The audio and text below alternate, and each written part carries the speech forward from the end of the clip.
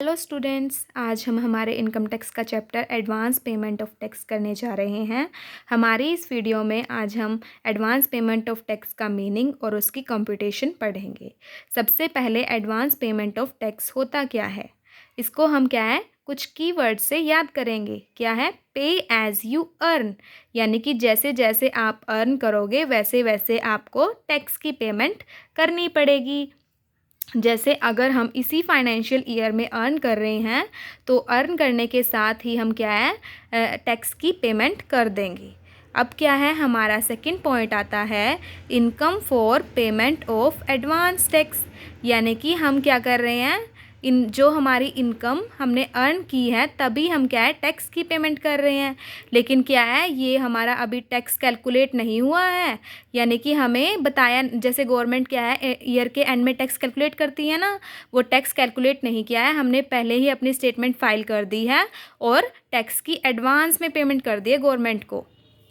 तो क्या है, हमारा कुछ एक कंडीशन आती है, यानी कि कौन सा पर्सन ऐसा है जिसको क्या है एडवांस पेमेंट ऑफ टैक्स करने की रिक्वायरमेंट नहीं है।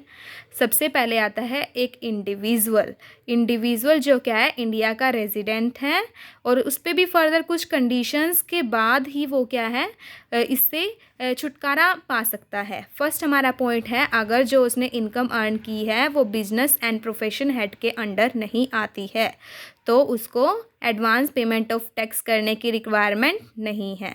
सेकंड हमारा पॉइंट आता है, अगर उस पर्सन की एज जो है लास्ट ईयर 60 या इससे अबोव हो चुकी है तो भी उसको एडवांस पेमेंट ऑफ टैक्स करने की रिक्वायरमेंट नहीं है। अब क्या है, व्हेन डज लायबिलिटी टू पे एडवांस टैक्स अराइज, कब जो है लायबिलिटी हमारी अराइज होती है एडवांस टैक्स को पे करने की।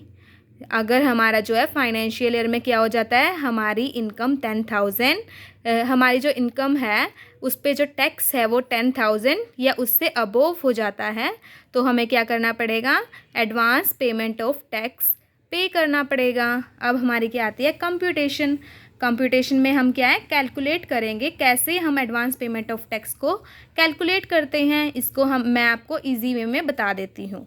सबसे पहले तो इसको 2 पार्ट्स में डिवाइड करते हैं।